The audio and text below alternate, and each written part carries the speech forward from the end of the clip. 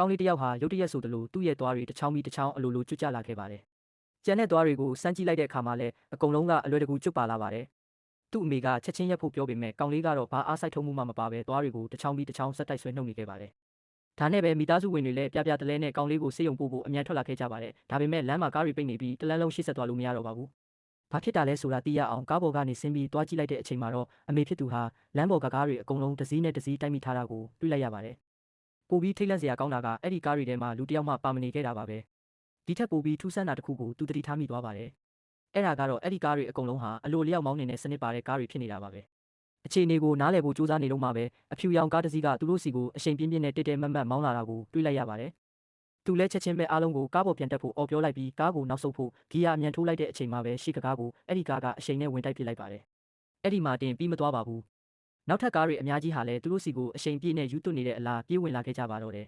။မိခင်ဖြစ်သူလည်းရင်မောင်းမဲ့ကားတွေရဲ့ရန်ကနေလွတ်မြောက်ဖို့အသေးအတန်စူးစမ်းရှောင်တိန်ခဲ့ရပြီးမကြခင်မှာပဲအဝေးပြေးလမ်းမကြီးတစ်ခုလုံးဟာပျက်စီးနေတဲ့ကားပျက်စီးတွေနဲ့ပြည့်နှက်သွားခဲ့ပါတော့တယ်